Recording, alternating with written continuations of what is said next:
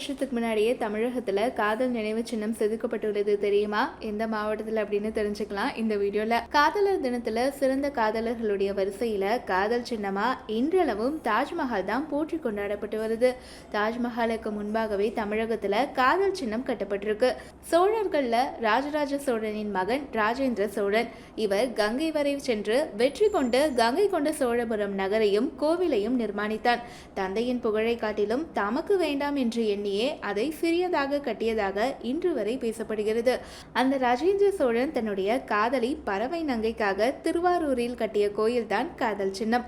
ராஜேந்திர சோழன் கிபி 1012 ஆண்டு முதல் 1044 ஆண்டு வரை மன்னராக இருந்தவர். இவர் கடாரத்தை வென்றவர். இவருக்கும் திருவாரூரை சேர்ந்த ஆடல் அழகிக்கும் காதல் இருந்தது பலரும் அறியாதது. சோழ சாம்ராஜ்யத்தை கடல் கடந்து பரவிட செய்த மிகப்பெரிய மாவீரன் ராஜேந்திர சோழனின் காதலிதான் பறவை நங்கையார். முதலாம் ராஜேந்திரன் கங்கையையும் கடாரத்தையும் வென்று பல வெற்றிகளை ருசித்தவன். இவனது உள்ளத்தை கொள்ளை கொண்ட காதலி திருவாரூரை சேர்ந்த ஆடல் அழகி பறவை நங்கை. இவருக்கு கிடைத்த சிறப்பு ராஜேந்திர சோழனின் பட்டத்தரசிக்கு கூட கிடைக்கவில்லை என்கின்றன வரலாற்று சான்றுகள். ராஜேந்திர சோழனிடம் அவனது காதலி பறவை நங்கை வைத்த கோரிக்கைக்காக ஒரு செங்கல் கோவில் கற்கோயிலாக மாற்றப்பட்டது.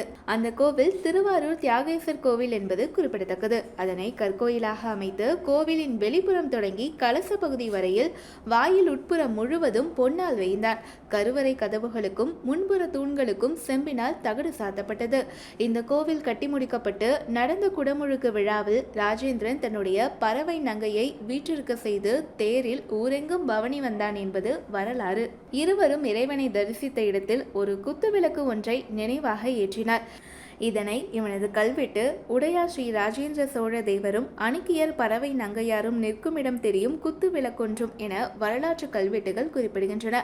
அத்துடன் திருவாரூர் கோவிலில் ராஜேந்திர சோழனுடன் பறவை நங்கைக்கு கல் சிற்பம் எடுக்கப்பட்டு தினசரி பூஜை செய்வதற்கு ஆயிரக்கணக்கான ஏக்கர் நிலங்களை தானமாக அளித்தான் என்கிறது திருவாரூர் கல்வெட்டு. தலையில் கிரீட மகுடமும் இடையில் ஆடையும் கழுத்தில் பல அணிகலன்களும் பெற்று ராஜேந்திரன் நின்ற நிலையிலும் அருகில் பறவை அழகிய கொண்டையுடனும் பல மடிப்புகளுடன் கூடிய ஆடை அணிந்து இறைவனை வணங்கியவாறு சிற்பம் அமைக்கப்பட்டுள்ளது. இத்தனையும் ராஜேந்திர சோழன் தனது காதலி பறவை நங்கை மீது கொண்ட அளவு கடந்த காதலை உறுதி செய்கிறது. தேவரடியார் பெண் ஒருத்தியிடம் சோழ பேரரசன் கொண்ட காதலால் திருவாரூர் கோவில் கற்கோயிலாக மாறியது. மேலும் ராஜாதிராஜனுக்கு அடுத்து அரியணை ஏறிய இரண்டாம் ராஜேந்திரனும் தன் தந்தையான ராஜேந்திரன் தாயை போன்ற பறவை ஆகிய இருவருக்கும் திருமேனிகள் செய்து பறவை ஈஸ்வரமுடையார் கோவிலில் பிரதிஷ்டை செய்துள்ளான். அவனுக்கு பின் வந்த அவனது சந்ததிகளும் இருவருக்கும் பிறந்தநாள் விழாக்கள் எடுத்து கொண்டாடினர். உண்மையான உறவினை வெளிப்படுத்தும் காதல் காலத்தை வென்று போற்றப்படுவதற்கு மிகச்சிறந்த உதாரணம். தனது அதீத காதலை வெளிப்படுத்தும் வகையில் மதுரை திண்டுக்கல் செல்லும் சாலையில் பறவை நங்கைநல்லூர் என்ற ஊரை நிர்மாணித்தார். தற்போது அந்த ஊர்தான் பறவை என அழைக்கப்படுகிறது. திருமணத்தில் முடிந்தால் மட்டுமே காதல் வெற்றி பெற்றதாக அர்த்தமில்லை. ஒருவர் நம் மீது அல்லது நாம் அவர் மீது வைத்திருக்கும் அன்பு வாழ்நாள் முழுவதும் நிலைத்திருந்தால் அதுவே உண்மையான காதல்.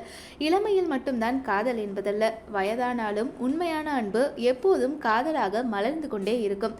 காலம் உள்ளவரை காதலும் உயிர்ப்புடன் வாழும்.